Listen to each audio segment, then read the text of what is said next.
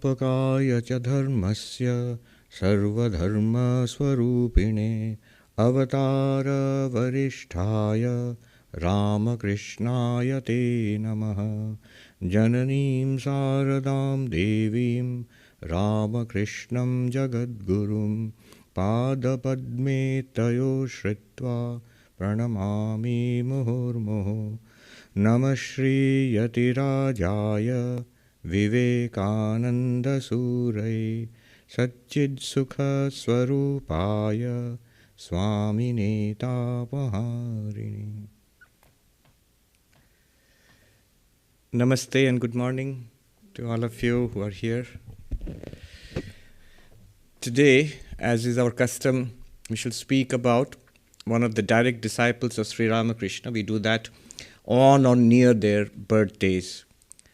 So Sri Ramakrishna had 16 monastic disciples whom we call Parshada in Sanskrit, direct disciples, direct monastic disciples in English. One of them was Swami Vijnanananda, and his birthday was last week. So we'll speak about him today. Sri Ramakrishna once said about him with evident awe that he is no ordinary person.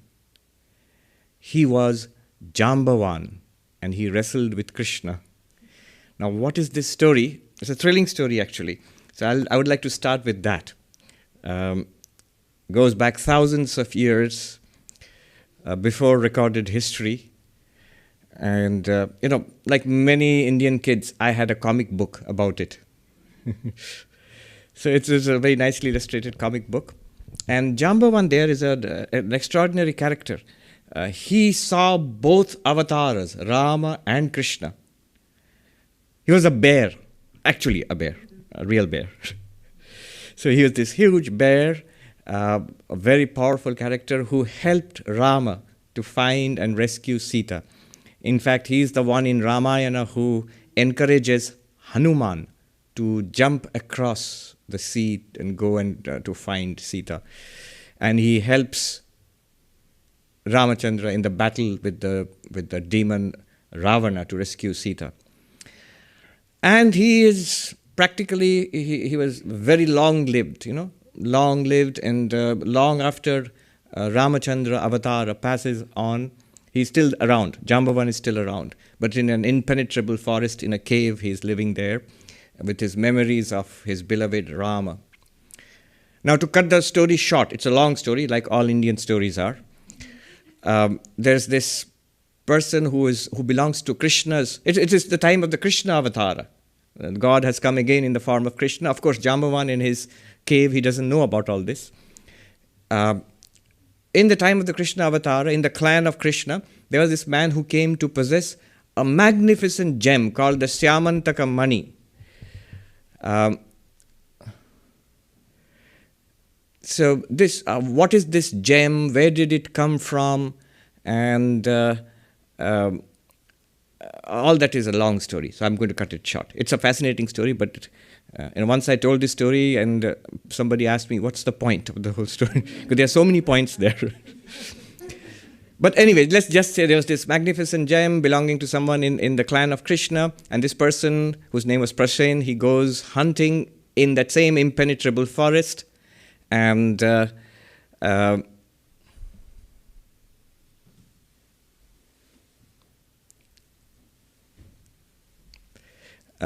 the same impenetrable forest, and a lion attacks him and kills him and takes away the gem.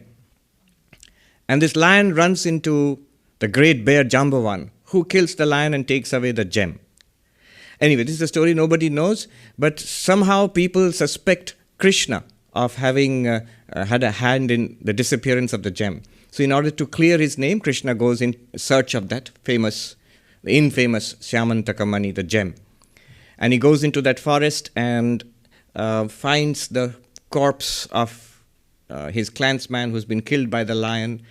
And he finds the pug marks of a lion, and he traces the lion further on. And then he finds the dead body of the lion, and he finds the pug marks of a bear, and he traces that further back.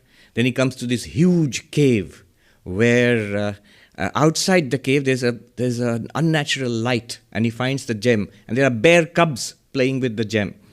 So the gem is nothing to the bear Jambavan. He's given it to his children and his grandchildren. The little bear cubs are playing with the gem.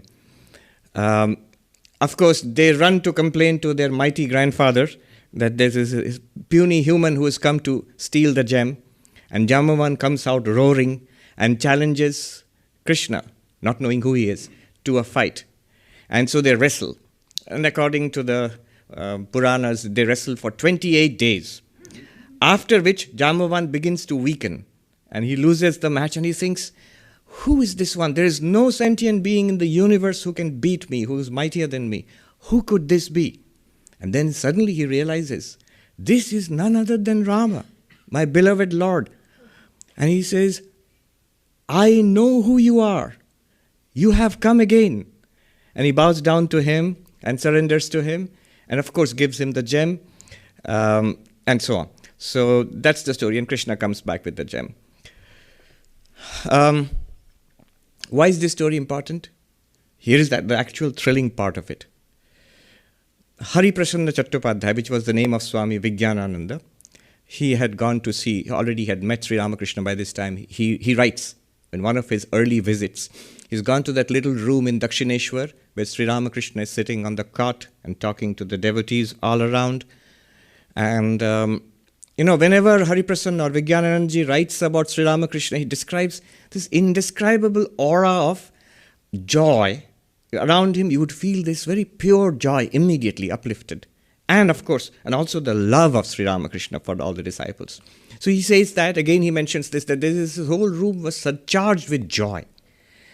And he says, I didn't feel like asking any question. I just was content to sit and look at him. And after some time, one by one, the devotees got up and left. Sri Ramakrishna looked intently at me. And after a while, he said, can you wrestle? And I said, he said, I was a wrestler. He was a powerful young man. He said, yes, sir. Could you wrestle with me? And Hari Prasanna says, I thought, what kind of a holy man is this? But I said, yes, of course. And here Ramakrishna was a frail, compared to me, he was frail. I was a huge, powerful young man. And Sri Ramakrishna stood up and took the wrestler's pose. And Hari Prasanna charged him, and I shoved him into the wall of the room. He was frail and nothing compared to my strength. And Sri Ramakrishna said, well, you have defeated me. And he smiled and he touched me. And Hari Prasanna says, as if all the strength went out of my body, every hair on my body stood on its end. And I was filled with a bliss that was indescribable. And I stood there stunned. Sri Ramakrishna just smiled and he went and sat on the cot. So you see, what a thrilling story. Thousands of years ago. The same thing. And later Sri Ramakrishna told others that he is no ordinary person. He was Jambavan. He wrestled with Krishna. Even at that time, Hari Prasanna recognized that there is something extraordinary. Just like Jambavan recognized that this is the same avatara of Rama, is in Krishna. Those who were spiritually very advanced, they would have an intuition. For example, Sri Ramakrishna's own Advaita Guru, Totapuri, the great non-dualist monk, who didn't think much of God. I am Brahman, I'm the non-dual reality. After spending a few days, he thought Sri Ramakrishna was a wonderful candidate for non-dual Vedanta. And that's why he had been brought there by the Divine Mother. In fact, that was the whole plan, that Sri Ramakrishna would get the teachings of non-dual Vedanta. But after a few days, Totapuri actually realized who this person is. It's not a spiritual seeker, not even a very advanced saint. It's none other than an incarnation of God. Of course, he didn't say all that.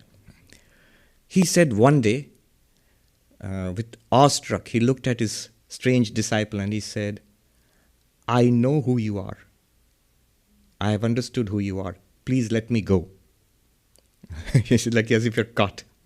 And Sri Ramakrishna immediately acknowledges that. He says, until I get non-dual realization, that knowledge of non-duality which you have come to give me, there is no way of letting you go.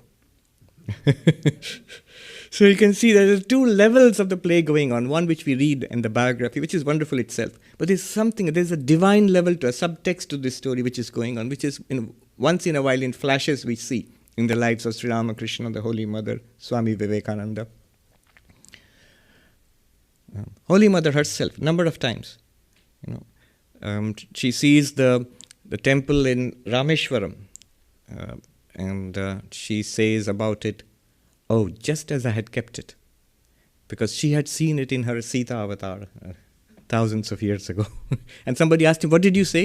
And he said, "Oh, nothing. I didn't say anything." Anyway, so all that is the mystic subtext of the whole story. But let's come down to history. Hari Prasanna Chattopadhyay was born in 1868 in Uttar Pradesh, what is now Uttar Pradesh. And he saw Sri Ramakrishna a few times before actually meeting with him and talking to him. He saw him first when Hari Prasanna was only 7 years old. Sri Ramakrishna had come to the house of a devotee nearby. And she saw Sri Ramakrishna in ecstasy. Then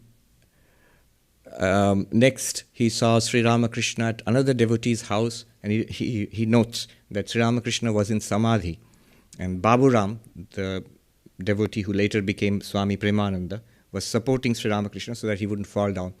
And again he describes that incredible joy. He says that the face of Sri Ramakrishna was like a ripe watermelon, as if ready to crack open, beaming with joy, radiating through him. And he could... he radiated that around him. Everybody around him felt that.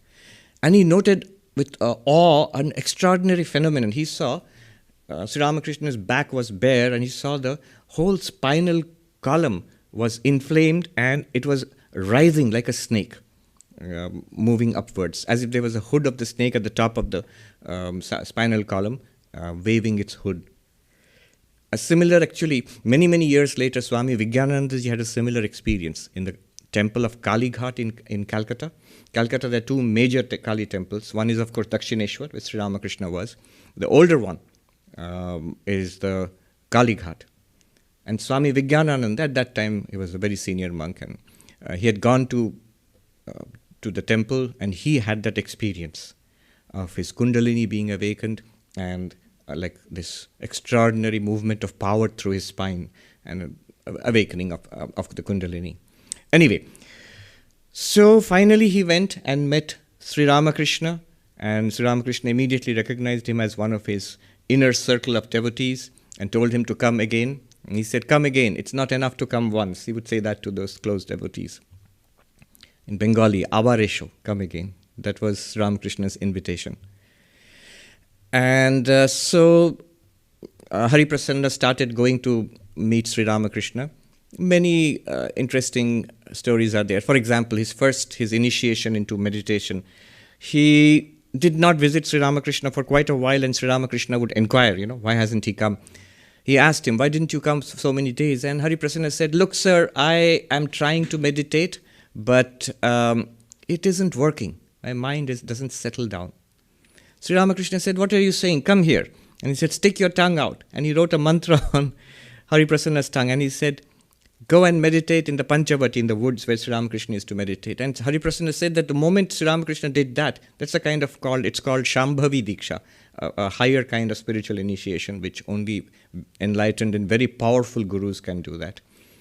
The moment Sri Ramakrishna did that, my body was again flooded with this extraordinary bliss. And he said, I went and sat for meditation. I lost outer consciousness and plunged deep into meditation, which I had never experienced earlier. And I came to the awareness of the external world when I saw Sri Ramakrishna sitting in front of me. His face was glowing, literally, as if an unearthly light of joy. And he was rubbing my body. And I came to this external awareness. And Sri Ramakrishna said, very good. From now on, you will always have deep meditation. And so he did, all throughout his life. He was deeply fond of meditation.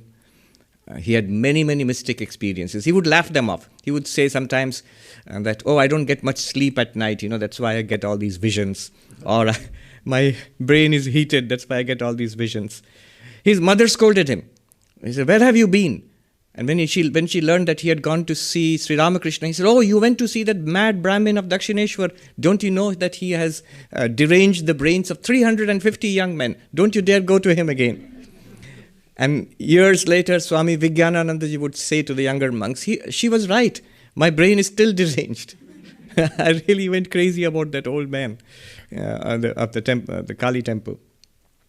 Once he notes that he was sitting with Sri Ramakrishna. A devotee came from Konnagar, which is a suburb of Calcutta. And after this man left, Sri Ramakrishna just offhand remarked, he said to Hari Prasanna that just as you can see things in a glass case, I can see into the minds of people.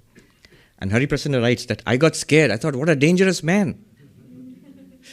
But then I thought, but he is such a loving person, so I don't have to be afraid that he will see into my mind. And it is true. You do meet these very advanced spiritual seekers. I know at least a couple who I am quite sure they could do that. I met. But again, they are so loving, you feel that they are on your side. So I would never feel scared or ashamed that these people can see into the depth of one's mind. They are on your side. They are really your well-wishers. So Hari Prasanna says that he was so loving that I did not feel scared about that. I remember this story about another monk much later, Swami Vireshwaranandaji, Prabhu Maharaj, who was the president of the Ramakrishna order. One of his attendants told me this. That it was reputed he could see into the minds of visitors and people around him. So he said, I wanted to test the Swami. And the Swami was, if those who have seen Prabhu Maharaj, was a tiny, tiny man and bird-like. But people who knew him said that it seemed as if intelligence radiated from his very pores. There was like a light burning bright within him. In those days, computers were new. So one monk told me that it's like every cell of his body was a computer chip. Everything about him was so lit up by intelligence. So he was sitting there, this old Swami, and he could hardly see. Towards the end of his life, he had become blind in eyes. He was sitting there on the sofa, and this attendant monk was standing behind him. And to test him, he started thinking all kinds of rubbish, un-monk-like thoughts. And within a minute, suddenly, the Swami who was sitting there looked back at him and said, "Enough, stop that." So there are these people. I have known a couple at least who could do that. Then another time, Hari Prasanna says that, which is true? Is God with form true, or God who is formless is true? And Sri Ramakrishna said both are true. Not only God is with form, but also without form, and not only particular divine forms. All forms are the forms of God. And Hari Prasanna says, what does that mean? Is the chair and this bed and the pot, is it God? And Sri Ramakrishna said, yes, not only the bed and the pot and the glass and the door and the window frame, it is all God. And Hari Prasanna writes, he says that at that moment, I found this one divinity, a mass of awareness, shining through everywhere. In everything that I saw, it was that. He calls it Brahma Chaitanya or Brahma Jyoti, the light of Brahman. But then light of Brahman, you don't see it with your eyes. It is your real nature, actually. You feel it radiating everywhere. This was a common theme with him. At least two other instances he has mentioned, many years later again. He was a great one for walks. So he walked all the way from Banaras to Bodh Gaya. And he wanted to see the museums where Buddhist artifacts are kept. Bodh Gaya, which is the source of Buddhism, where Buddha attained enlightenment and taught also. So a guide was showing him around a very ancient sculpture depicting the life of the Buddha. And Swami Vijnanananda, by that time he was a Swami, he says that I felt the same light of consciousness radiating from that, enveloping me and everything in the world until I was lost to all the names and forms in the world. Like the world itself disappeared.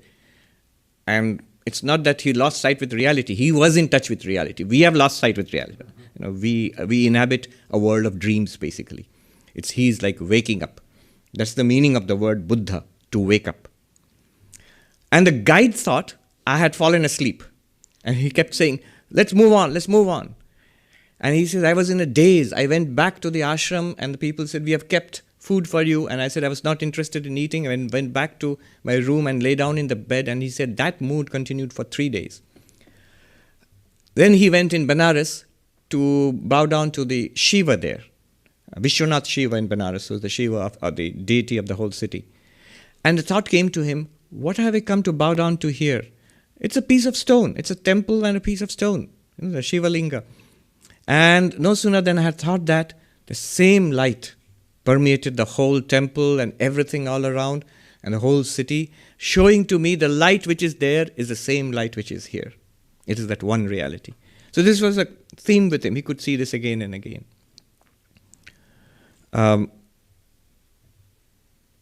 Once, he loved philosophy. I like this story because I like philosophy too. So once, he had the impudence, he had read Kant and Hegel as a young man. He had the impudence to go and ask Sri Ramakrishna, Sir, have you read philosophy? What do you know Kant? Do you know Hegel? And Sri Ramakrishna said, what are you saying? These books are products of ignorance. Throw them away. The truth of God is not to be found in books. So it was a very good pointer to me. I haven't thrown away the books though. I mean, for us, we'll have to make our slow, for us, poor humanity, we'll have to wend our slow and painstaking way up to that luminous sun of certitude which Sri Ramakrishna has. But it's a good point to note that these are all products of ignorance.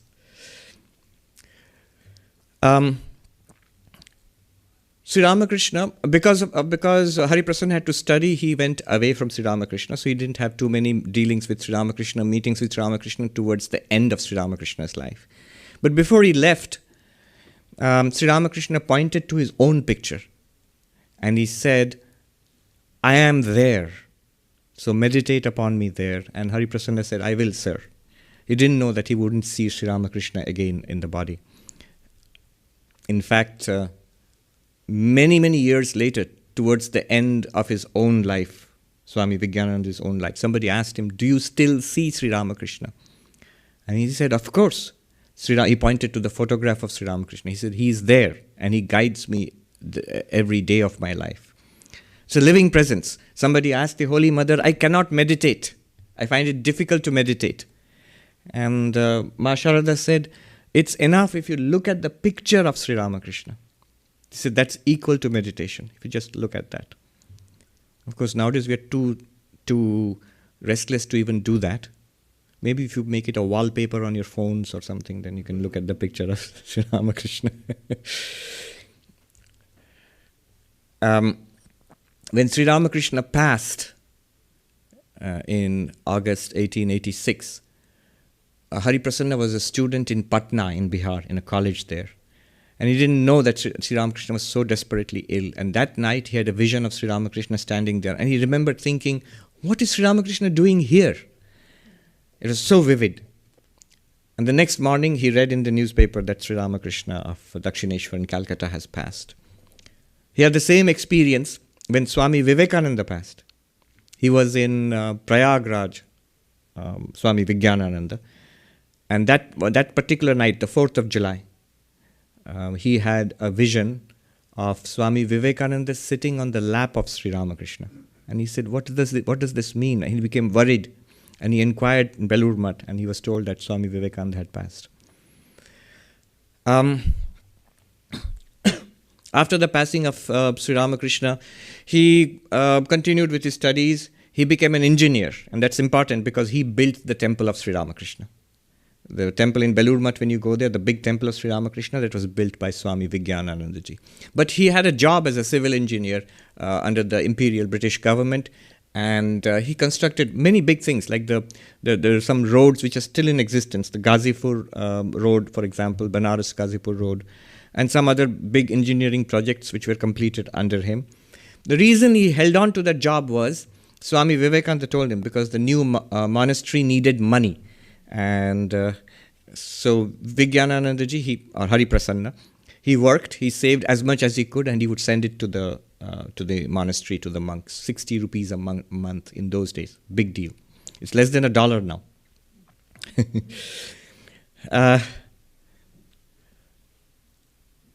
So when Swami Vivekananda came back to India, he called Hari Prasanna to help him with the new monastery at Belur Math. He purchased the land. So the initial buildings were all completed by Swami Vijnanananda ji, so that the monks could stay there. And the first place where Sri Ramakrishna's photo was installed as a temple and a meditation hall. All of that Hari Prasanna did by himself. And Swami Vivekananda in 1899 told him to take the vows of sannyas, that you can give up your job now and you be a monk like everybody else. And he said, you take the vows of monasticism from Sri Ramakrishna, sannyasa from Sri Ramakrishna, as we have done. Of course, the others, Vivekananda and Brahmananda and others, had done when Sri Ramakrishna was in the body. So what Vijnanananda did was, he took this ochre robe and he went to the temple of Sri Ramakrishna, offered it to Sri Ramakrishna and took it as a gift from Sri Ramakrishna, that he was given sannyasa by Sri Ramakrishna that way. And he took the name of, or he was given the name of Swami Vijnanananda. He had this wonderful relationship with Swami Vivekananda, but he was scared of Swami Vivekananda. Many of them were, because Swami Vivekananda was well known for his harsh scoldings. Once, Swami Vivekananda asked him to make the embankments for the river. The river was continuously eroding away the banks of the monastery. So now you see these beautiful embankments made, and that was originally started, the work was done by Swami Vijnanananda. Now Swami Vijnanananda knew that it was important to make those embankments, otherwise the monastery would suffer. But there wasn't enough money. On purpose, he gave a lower estimate so that Vivekananda would approve the project. And inevitably the cost overran, and he was terribly scared of reporting that to Swami Vivekananda. So he went to Swami Brahmananda, whom Vivekananda loved so dearly, and told Brahmananda that you have to tell Swami Vivekananda, I can't. He's going to be mad at me. So Swami Brahmananda went and told Swami Vivekananda and bore the brunt of his scolding. Vivekananda scolded him very harshly, and Swami Brahmananda stood there calmly, no reaction. Then quietly he walked back to his room and shut the windows and the doors. After some time, Vivekananda was very repentant. He said, oh, what have I done? Why did I scold him so harshly? And he told Hari Prasanna, or Swami Vijnanananda, he used to call him Peshan. Peshan, go and see what Brahmananda is doing. Raja, he used to call him Raja Maharaj. And so Vijnanananda ji goes and finds the doors and windows locked. He comes back and says, oh, but his doors and windows are locked. Vivekananda said, you are such a fool. I asked you to find out what is he doing, and you're saying doors and windows are locked. Go and find out. So again, Vijnananda ji goes and pushes the doors open, and he saw that Swami Brahmananda was lying on the bed and weeping. And he looked up and he said, what have I done to deserve such a scolding? I don't want to stay, my heart is broken, I don't want to stay here anymore. I will go away to the Himalayas and spend my days in the mountains. When Vijnananda ji went back and reported this to Vivekananda burst out in tears. He said, what have I done? I have scolded him so harshly, whom Sri Ramakrishna loved as a son. And so he rushed to Brahmananda and embraced him and saying that I don't deserve to live here. I shall go away to the mountains and spend my days in the Himalayas. And Vijnananda ji says that, Vivekananda said, our master Sri Ramakrishna never uttered a single harsh word to you, and I abused you so thoughtlessly. And Vijnananda ji says, I was so overwhelmed to see the love between the two brothers. And they were basically the foundation of the monastery, of the new spiritual order. There are many beautiful stories about Vivekananda which we get from Vijnanananda. One night, Vijnanananda, whose room was close to Vivekananda's room, he heard a cry late in the night. And he thought maybe Vivekananda was unwell. So he went and he saw Vivekananda pacing back and forth. And he said, I got this terrible shock in my heart just now. Something terrible must have happened. And next day they heard that there was a volcanic explosion near Fiji where many people had been killed. So he said that Vivekananda was so tuned to the cosmic mind that he could feel an upheaval anywhere in the world. And any kind of suffering, he could feel that. Another night, similar thing, he heard a cry from Vivekananda's room, and he saw actually Vivekananda was standing and weeping there in the dead of the night. And he said, did I wake you? I'm sorry, but I cannot help myself. When I think about the poverty and the suffering of our countrymen, I was weeping and praying to Sri Ramakrishna so that good, that, "Oh Lord, do good to our countrymen, remove the poverty, the suffering of our countrymen." So Vijnanananda ji said that this shows the heart of Vivekananda. This is the ability to feel the suffering of humanity anywhere and everywhere. Not one person and millions of people, entire nations, people in distant areas. He would feel that. He would feel that very deeply. Once he asked Swami Vivekananda that we offered food to Sri Ramakrishna in the temples. Does he actually accept it? I mean, it's just a photograph after all. Yeah. And Swami Vivekananda said, "Do not doubt that he does."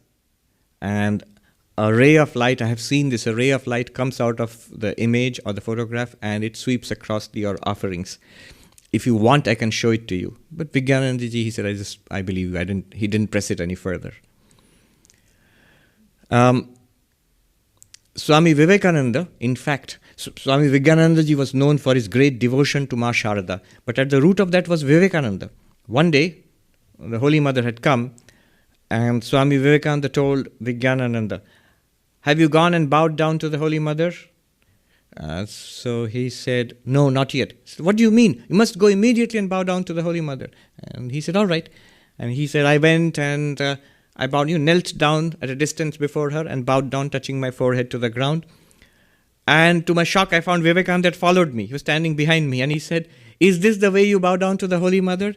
And then he fell flat on the ground, stretching out on the ground, and bow down like this. And he said, "I did that." And in later years, he was known for his absolute loyalty and devotion to Holy Mother. And as I said, when Vivekananda passed, he was not there in Belur Math. Vijnanananda ji was not there. Vivekananda had sent him to Allahabad, which is Prayagraj. And he said, "You establish a monastery there." And Vivekananda would joke about it. He would say about Vijnanananda that he is the bishop of Allahabad. But he was in Prayagraj when Vivekananda passed, and he had this vision, and later he heard that Vivekananda has passed. So started a new part of his life in Prayagraj. At first there was this club operated by a group of young enthusiastic men who would study Vedanta. They called it the Brahmavadin Club. And Vijnanananda stayed there. First 10 years. He spent about 38 years in Prayagraj. Very difficult circumstances. And he was deeply introverted. So, for example, he would meditate for about 15 hours a day. And you can imagine in those days in Allahabad, even now, Prayagraj or Allahabad, it's very hot. And in summer, it's unbearably hot. But Vijnanananda would not alter his routine because of that. There was no electricity, no fans. And the monastery which he established later on, which is there right now, in a place called Mutiganj in Allahabad, which is the center of the city. It's a busy part of the city, and what's worse, it's in front of the main train line, which goes from, say, the eastern part of the country up to Delhi. So it's very, very busy. And when the trains pass it, your whole monastery shakes. It's noisy, it's hot, it's crowded. In fact, if you go by train, I have never been to the monastery in Prayagraj, but I have seen it from the train on the way to Delhi. So you can see it, even now you can see the monastery there. But even there, he wouldn't alter his routine. He was extremely austere. He would sit for meditation for hours at an end. When it became too hot, he would soak a towel and put it on his head and sit for meditation. I was just thinking, we who use every little excuse to shirk meditation and spiritual practices. At other hours, he would spend time in studying Vedanta, and he would give a few classes to devotees who came. That was his life. And he established this new monastery, which is now the main monastery in Prayagraj. There are many funny stories. He was an eccentric character, let's put it that way. Don't forget, he was the ancient mythical bear, and he had this bear-like quality about him all throughout. There's the story, which is a rather frightening story, of the dispensary. There was a dispensary which gave free medicine to poor people. And once the doctor was absent or the doctor left, and the patients kept coming, and he thought, what could I do? And the Swami said, he didn't know anything about medicine. He said, all right, I'm going to take the name of Sri Ramakrishna and give medicine. And he started doing that. Luckily, I think it was homeopathic medicine, so it didn't work. I don't know, but I hope it didn't do much harm. But he started giving that, and it worked. The number of patients increased very fast. A lot of people started coming to him. And the dispensary became more and more popular because people started getting cured. And they would come and tell him their problems. He wouldn't even want to hear. He said, take the medicine and go. When a new doctor came after a few months, he was horrified to see, Swami, you have given away even the nitric acid. And the Swami said, well, I don't know. I took the name of Sri Ramakrishna and gave the medicine. It seemed to have done good to people. There was no cooking in the ashram, and the devotees in Prayagraj, they had a schedule. They would cook for the Swami and send it with a tiffin carrier for his food. And so that was how many people actually came to the Swami. They wanted to cook and give food to the Swami. At this time, a young boy, this is an important character in his time in Prayagraj, Beni Madhav, he was engaged to be a servant. He was a local boy there, and he looked after the Swami for many, many years of his life. So this Beni Madhav, or Beni for short, was very close to the Swami. And there are many funny stories about the two of them. So for example, once a devotee invited the Swami for lunch. And the Swami said, I'll go only if you invite Beni also. And the gentleman said, of course, he's most welcome. So they went together. And then the Swami was given the seat of honor. They would sit on the floor.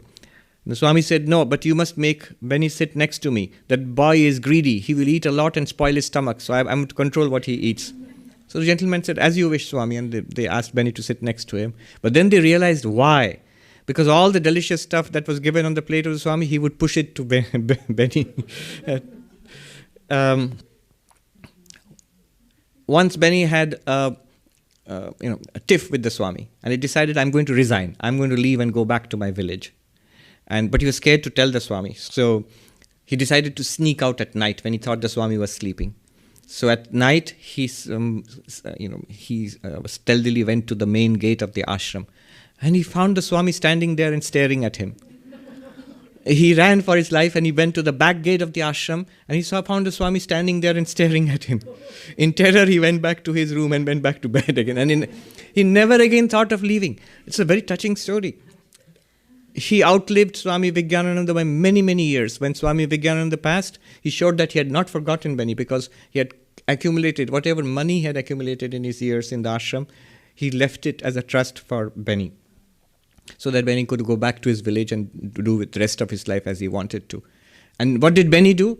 He got the money, immediately donated it all back to the monastery. And he's lived in the monastery all his life. He never went back again.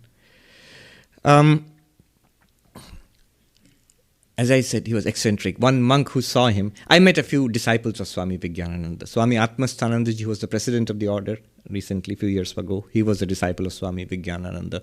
One of my great Vedanta teachers, Damodar Ashram, who lived to the age of 105.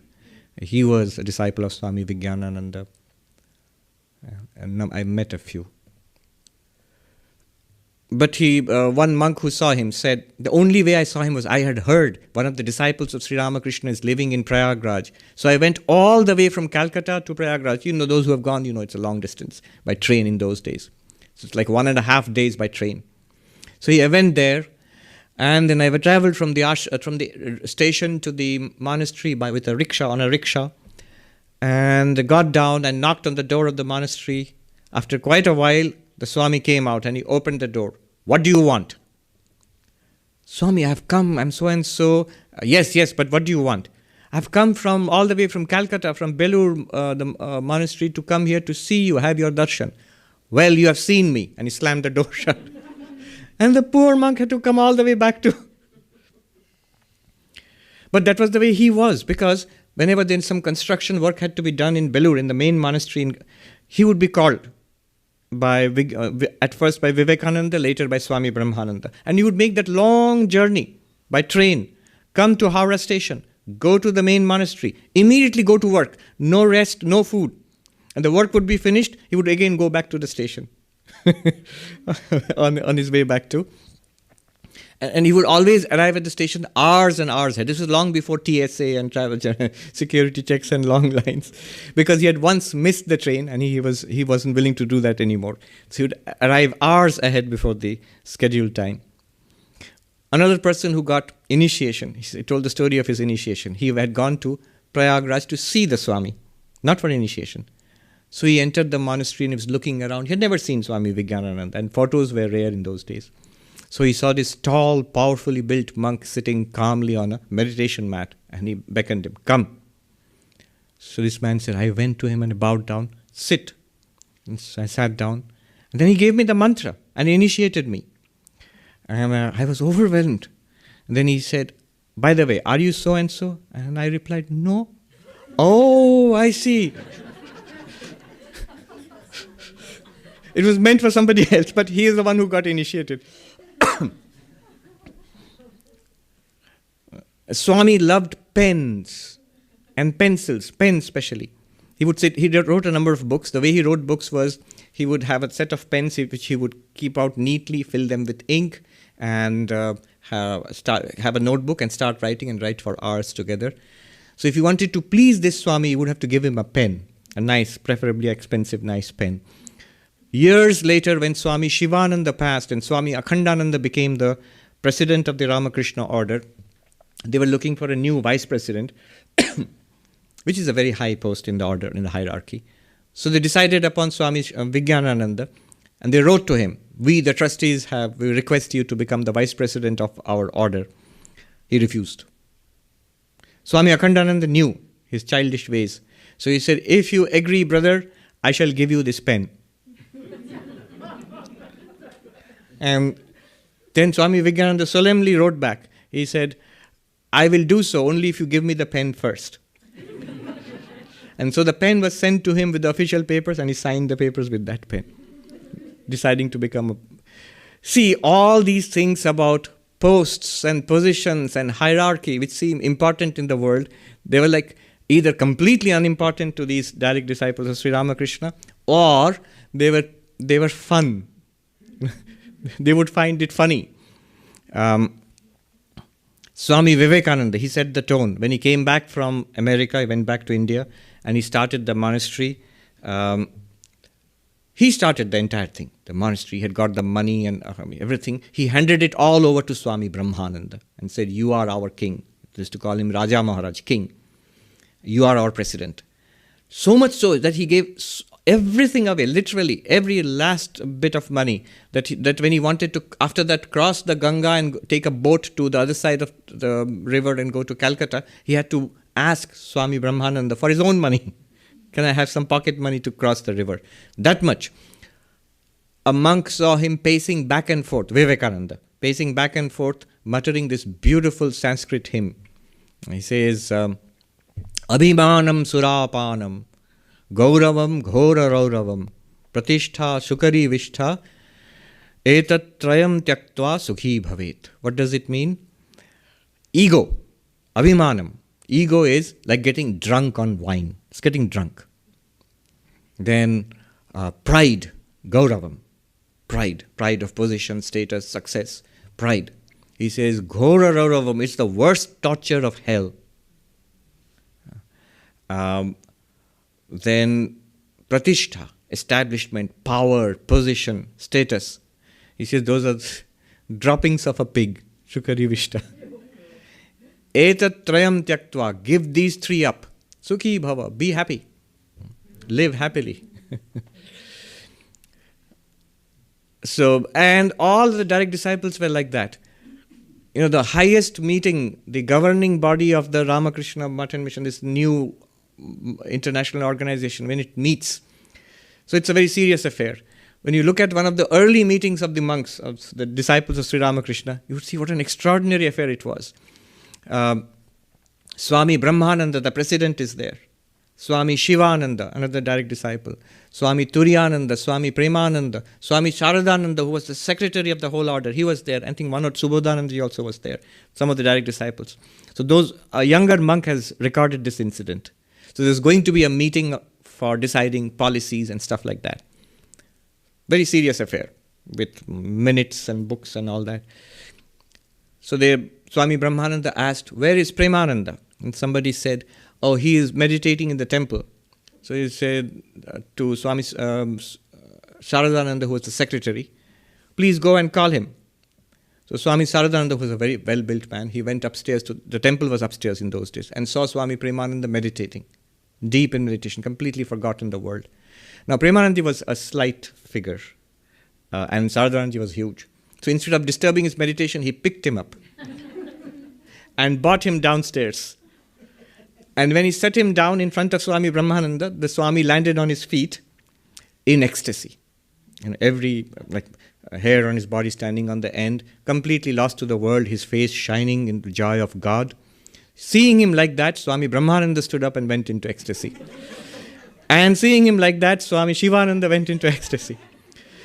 And the other monks surrounding them immediately broke out into a kirtan, a song in the praise of God. Somebody got the drums and cymbals, and the monks started circling around these monks who were the right disciples, who were in ecstasy and absolutely in samadhi. And they went round and round and singing and dancing, and the meeting dissolved.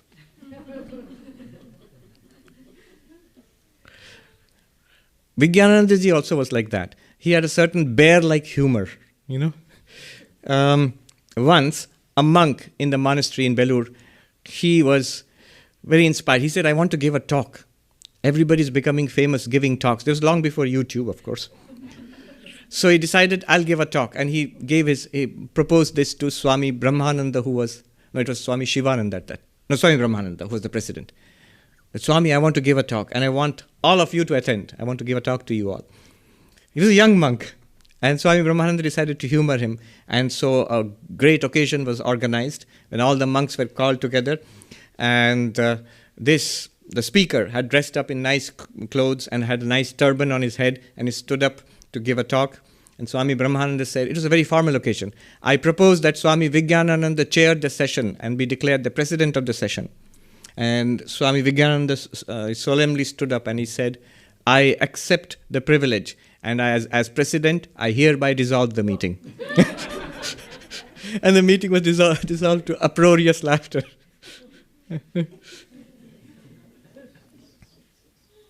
Which brings to mind this other funny occasion. I think it was Swami Subodhananda. Swami Vivekananda was training everybody up to be speakers, to teach Vedanta. And Subodhananda was childlike. They used to call him the baby Swami, Khoka Maharaj. He said, I am just a little boy. I don't know how to give speeches and teach Vedanta. He said, no, you have to. Everybody has to. So you prepare a talk. Tomorrow we will sit and listen to your talk. So ultimately, this monk, Khoka Maharaj, Swami Subodhananda, he stood up. You can, by the way, there's a video of him, Swami Subodhananda, just about 3 seconds or so. An old black and white video. He's walking like Charlie Chaplin. That's how apparently they walked in those days. Yeah. So he stood up and he was shaking in fear. And as he opened his mouth to give a talk, the whole building started shaking. And the whole city started shaking. It was the great Calcutta earthquake. And everybody ran out. And that was the end of the speech. And Vivekananda said, oh, this is Khoka's earth-shaking speech. It was very timely for him. He was saved by an earthquake.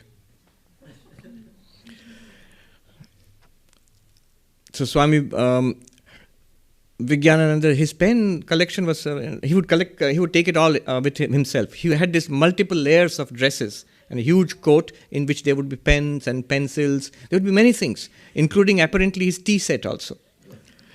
His tea parties were famous. Everybody was invited, not just devotees. The rickshaw puller, the servants and the street sweepers, they would all gather around him, and it would be quite an uproarious affair. And he would have his own tea set, which traveled with him.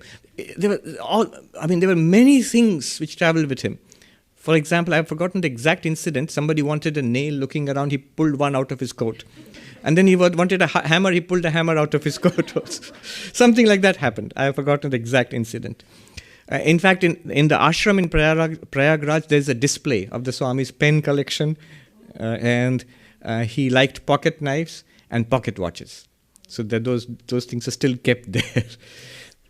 As I told you, he was quite a character. Once he came, and it was hot, and he was taking off in the front of the young novices, the young monks, they were staring in awe as he took off a heavy coat, then a sweater, then an undercoat, and then his shirt, and then an undershirt, 7 or 8 layers. And they were awestruck. How could one do this? And he looked at them and he nodded. And he said, yes, God has covered the Atman in 5 sheets, in the 5 sheets of the human personality. The Anandamaya, Vijnanamaya, Manomaya, Pranamaya, and Annamaya. And I have coated it with 7 more sheets. Otherwise, people might see the Atman. He would tell the devotees that, look, in the body there are 5 ghosts. And they would be scared. What do you mean ghosts? So it's a play on the Sanskrit, Bengali, in Indian languages, a bhuta means the elements. Sky and earth and fire and water and all that. But also it means ghosts. And there's a reason why. Because if you see the ancient cosmology, our subtle body is made of these subtle elements. Physical body is made of physical or gross elements, and subtle body is made of subtle elements, sukshma bhuta. So that's why when the body dies, physical body dies, the subtle body still lives. It still goes on. And that's what goes from lifetime to lifetime. And that's what is a ghost in all cultures. We are that. We are ghosts actually. We are ghosts. When you're embodied in a physical body, we are living human being. And when this physical body dies, we are a ghost. That's why in English you say, but in death, gave up the ghost. In India we say the opposite. You gave up the body. But what gave up the body? The ghost gave up the body, the subtle body.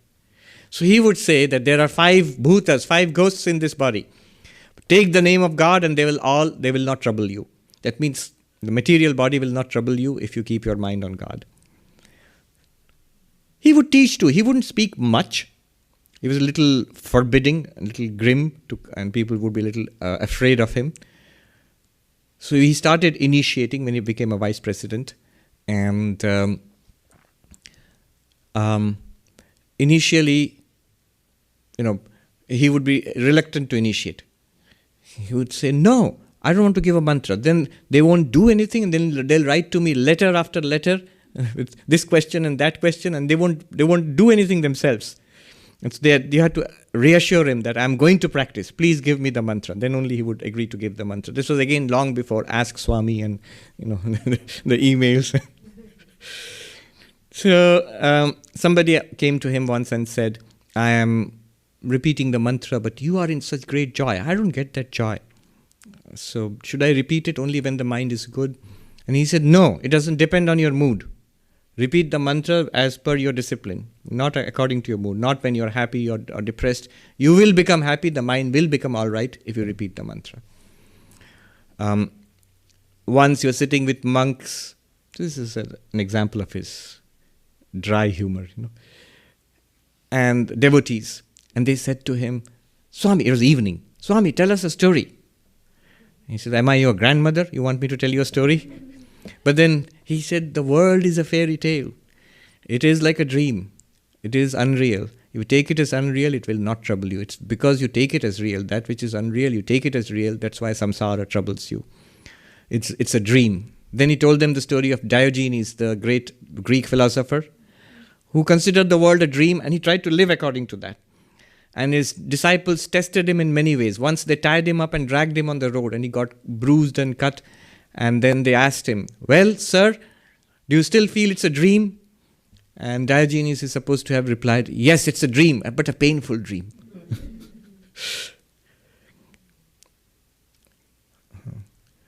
Sri Ramakrishna, this is another aspect of Vijnanananda's character. Sri Ramakrishna had given him a specific commandment that be careful, do not get involved with women. You are going to do the Divine Mother's work. So your character must be impeccable. A fruit which has been pecked by crows cannot be offered to the Divine Mother. So he was very strict about that. But it does not mean that he discriminated, because later on when he started initiating, he had many, many disciples. Many women got the mantra from him and initiation from him. But as far as his personal monastic life was concerned, he was very strict, and he taught that to the monks.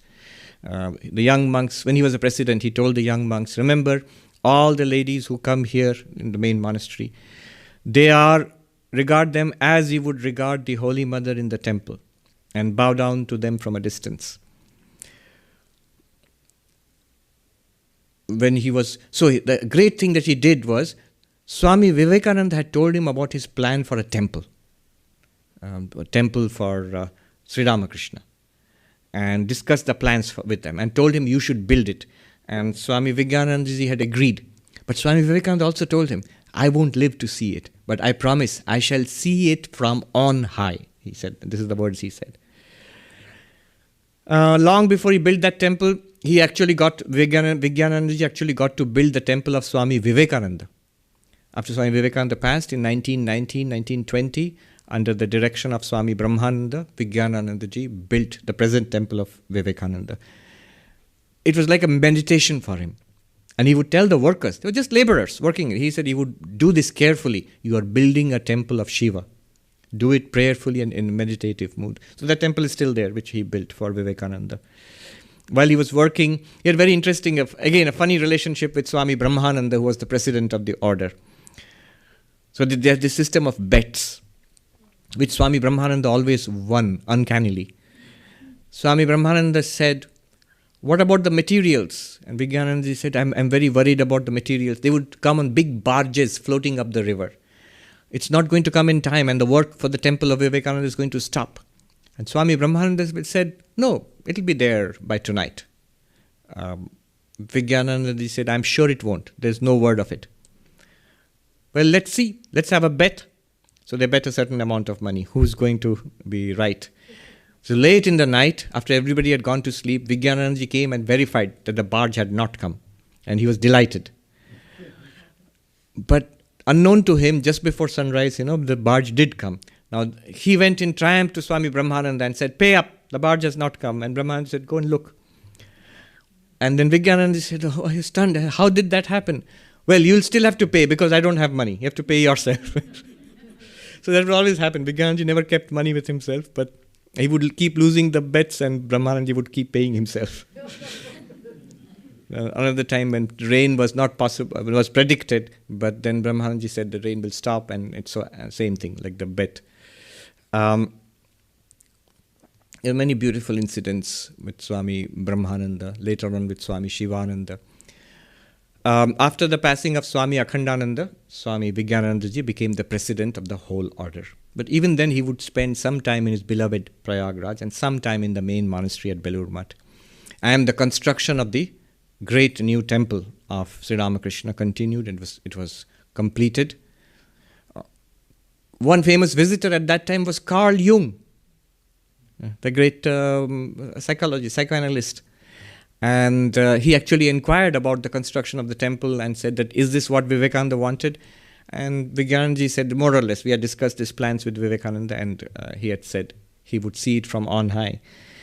In January 1938, the temple was completed, consecrated, and Swami Vijnanananda, who was already quite ill and old and ill by that time, he prayed to Sri Ramakrishna and Holy Mother and others and Vivekananda and said, brother, you had said, you had given me this work. It is done now. You had promised you will come and see. And he actually had a vision of Vivekananda and others, those who had departed before him, standing and watching the installation of the temple. And Vijnanananda told some of his close associates at that time that this is the work that Swami Vivekananda had given me, the last work he had given me. It is done now and my time is up. And in the last days of his life, he went back to his beloved ashram in Prayagraj. When he had first gone to Prayagraj, those of you who know, Prayagraj is famous for Triveni. So it's the famous confluence of three rivers, Ganga, Yamuna and Saraswati. So it's very holy. And there's a particular place where the confluence is. And that Triveni, that confluence is actually supposed to be a goddess, Triveni Devi. Now when Vijnanananda ji had first come, many, many years, decades ago, to that place to establish the monastery, one day he had gone to that confluence and he saw a little girl emerge from the waters exactly at that spot. And she had 3 braids in her hair. And his heart was filled with an unspeakable joy. Later, he went and asked Swami Brahmananda that, I saw this, what is this? And Swami Brahmananda said, you have seen Triveni Devi, Mother Triveni, you have seen that and you are blessed. And the last he saw that little girl was, she sank again into the waters, and the last he saw were the 3 braids floating in the waters. And that would be the exact spot where Swami Vijnanananda was actually, his body was immersed into the waters of Triveni. That's the custom there. So he was in Allahabad when he took ill. All his life, he was famous for refusing medicine. So I think he had a pathological fear of doctors. So once Swami Shuddhananda, the younger monk, was ill in Belur Math, and the doctor had asked him to take bed rest. And Swami Vijnanananda said that the doctors have made him lie down. He will not get up again if he lies and follows. Of course, he did get up and all. And somebody asked him, Swami, don't you take medicine? He said, no. Never? Never. But you've been ill. So he used to get ill. You've been ill. What do you do? He said, I just don't follow this at your own risk. He said, Gangavari Brahmavari. The water of Ganga is Brahman. It is the Aushadha, the medicine. I take the name of God and the water of the Ganga, and I fast until I'm cured. Once he had blood dysentery in Prayagraj. He became seriously ill in the terrible heat, and he refused all help. He shut the door, he lay down, and he just asked Benny to keep a jar of cold water, and that's it. 2 or 3 days later, he emerged. When people went to see what's going on, he would just do this. Quiet. 3 days later, he was cured and he emerged. But towards the end of life, he started doing that again. He wouldn't eat. He just laid down. He wouldn't take medicines. Somebody got the best doctor there. He asked, who is a greater doctor than this?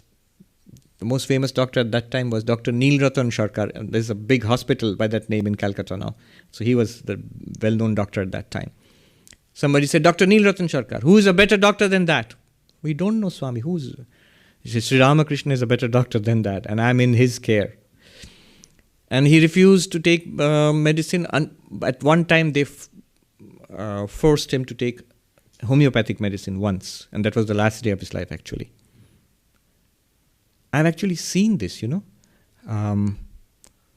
His disciple, Swami Atmasthanandaji, who was the president of the order, the 13th president of the 14th president of the order. No, 15th president of the order. He, towards the end of his life, he was in his 90s at that time. He stopped eating. He was not ill really, but he just stopped eating. And he wouldn't eat at all. I remember when I came to the United States in 2015, end of 2015. So I went to bow down to him.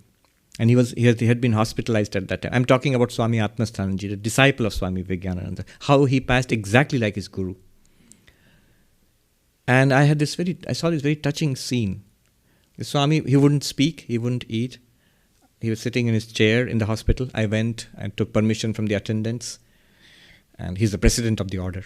So I went and bowed down to him. And somebody told the Swami that this young monk is being posted to our Vedanta society in Southern California and Hollywood. He's going away to the United States. Bless him. The Swami nodded and blessed. Didn't say anything. I saw this very touching sight. There was this nurse who was very motherly. I think she was an expert at making reluctant patients eat. So she was there with a glass of orange juice to coax the Swami to take something. And she kept on, like coaxing a child, Take a sip, a little bit, take a sip. And she went on and on and on. And the Swami just sat there calmly, expressionless, very calm face, inward eyes, just like this. And I came to the United States, and a few months later I heard that he had passed. But exactly like that, Swami Vijnanananda ji before him, long ago, At that time, somebody asked him that, you still see Sri Ramakrishna? He said, yes, he's in that picture. I see him. And on 25th April 1938, he passed. And as is the custom there even now, if a monk passes there, so they put the body in a stone coffin, a coffin, and they took the stone coffin, it's like a box basically, and they immersed it the same spot where he had seen that little girl with the 3 braids. So this was beautiful life of Swami Vijnanananda ji. The coffin system is not really there in India, so they think of it as a box. Not that it's relevant. I had a funny experience many years ago in the Himalayas. There was a great Swami who taught here in USA and Canada, mostly yoga, not of our order. But when he passed, the American devotees here, they put it, because he had said, I want to go back to the cave where I had meditated. When I die, send me back there and immerse my body. That was high in the Himalayas, above Gangotri, more than 10,000 feet high. So the devotees were very determined to take him back, take their guru back where he had come from. So take me back to that cave and immerse my body in the river there. So they put him in a typical coffin here, like we put in America, nice, expensive coffin. And they flew it back, and a group of devotees went back, and they immersed the body. And what would they do with the coffin? They kept it in the cave. Anyway, so this is the background story. The funny part of it is, I was exploring there. So I visited that beautiful, it's a huge cave. And a monk lives there now. He lives in the coffin, like a vampire. He says it's nice and comfortable, especially when it's very cold. I just go in there, I put my bed there, and I close the door. That's Indian monks for you. I don't think he knows the entire vampire Count Dracula legend or something like that. I'm sure Swami Vijnanananda ji would have appreciated that story. I pray to Sri Ramakrishna, the Holy Mother, Swami Vivekananda, Swami Vijnanananda, and all the direct disciples of Sri Ramakrishna to bless us all with devotion and dispassion and knowledge to make this life blessed. Om Shanti Shanti Shanti Harihi Om Tat Sat Shri Ramakrishna Arpanamastu.